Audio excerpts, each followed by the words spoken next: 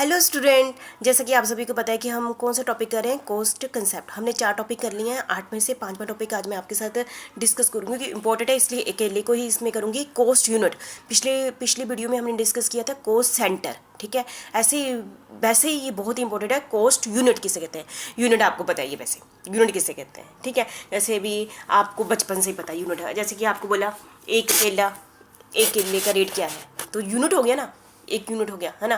तो यूनिट जैसे हम प्रोडक्शन डिपार्टमेंट है, वो प्रोडक्शन करते हैं, हम कहते हैं चेयर बनाओ, तो चेयर क्या होगी, यूनिट होगी, है ना। जैसे कि हम कहते हैं इसके कितने नंबर बनाने हैं चेयर के, 5 बना दिए, यूनिट है ना। लेंथ, एरिया, इस एरिया कोस्ट है ना, और वेट है ना, और वॉल्यूम, टाइम और वैल्यू है ना। मतलब कि यूनिट, इस यूनिट की कोस्ट निकालो। जैसे 500 चेयर है को, मतलब कि पहले तो हमने एक एरिया डिवाइड किया था ना कि इसकी निकालो, उसको कोस्ट सेंटर कहते थे। अब कहेंगे जैसे कोस्ट यूनिट को कहेंगे ना, जैसे कहते हैं ना 500 चेयर बनाई तो इसकी कोस्ट ये बनी, यूनिट हो गया ना। तो जैसे कि यूनिट किसे कहते हैं इंडस्ट्री में, ये आपको मुझे लगता है पर टन कोयल है ना, 1 टन। जैसे कोस्ट यूनिट कहते हैं, आप वैसे समझेंगे पर टन सीमेंट है ना, पर लीटर, पर किलोमीटर है ना। एक यूनिट बना दी है, यूनिट आपको पता ही है ना, फिर भी हम कर लेते हैं। Cost unit is a device है ना, मतलब कि जिसके बेस पर डिवाइस है। कोस्ट यूनिट क्या है, डिवाइस है for the purpose of breaking up और separating cost into smaller subdivision. जैसे कहते हैं ना कि हमने एक चेयर डिपार्टमेंट था, जैसे कि मेरा काम क्या है, 1 महीने में चेयर की प्रोडक्शन करना, और चेयर को मैंने छोटे छोटे भागों में बांट दिया, सब डिवीजन में। तो एक चेयर का क्या रेट है, तो कोस्ट यूनिट बन गया ना। Attribute to products and service, ठीक है। बहुत को छोटे में कन्वर्ट कर दिया, किसके अकॉर्डिंग, प्रोडक्ट और service. It is the unit of quality of product service और time in relation to which cost में बी एसेटेन, ठीक है। Cost unit usually the unit और फिजिकल मेजरमेंट कर सकते हैं ना। हम कहते हैं जैसे नंबर है, 500 नंबर है, 2 नंबर है, वेट के बेस पर, वॉल्यूम के बेस पर, ठीक है। तो मुझे लगता है कोस्ट यूनिट तो आपको पता ही है ना, इसके लिए मैं ज़्यादा नहीं बोलूँगी। और ये थोड़ा पॉइंट कर लेते हैं कि ये क्या, इसको क्लियर हो जाएगा आपको।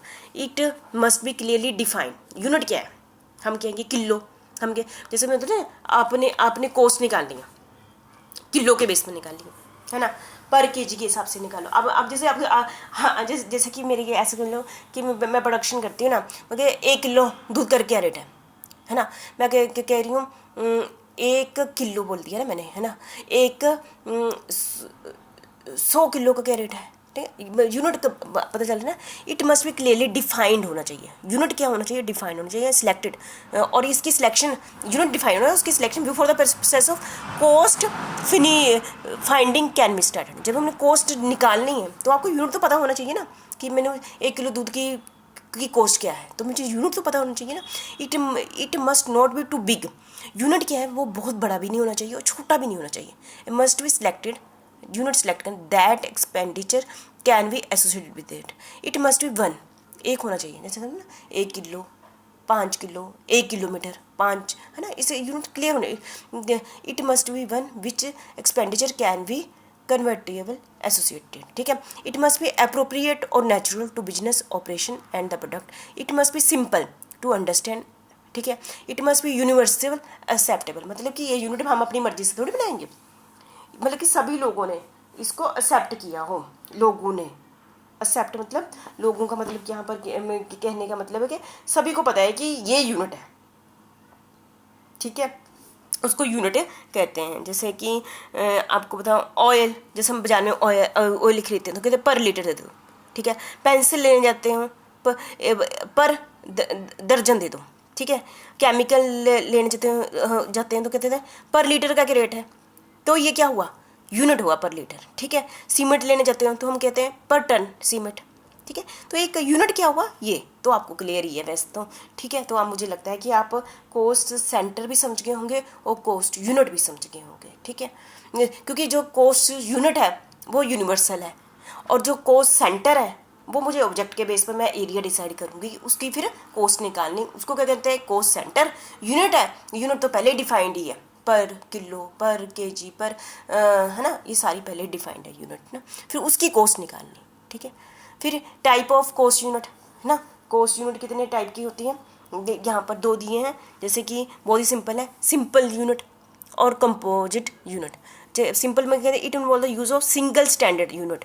जैसे कि हमने बोला आप कॉस्ट निकालो, सिर्फ उसमें एक ही यूनिट की कॉस्ट निकालनी। जैसे पर पीस हम लोग बोलते हैं ना, पर पीस की कॉस्ट क्या पड़ी, एक पीस की कॉस्ट क्या है, पर किलोग्राम की क्या कॉस्ट पड़ी, पर क्विंटल की क्या कॉस्ट पड़ी, पर टन की क्या कॉस्ट पड़ी, पर मीटर की क्या कॉस्ट पड़ी।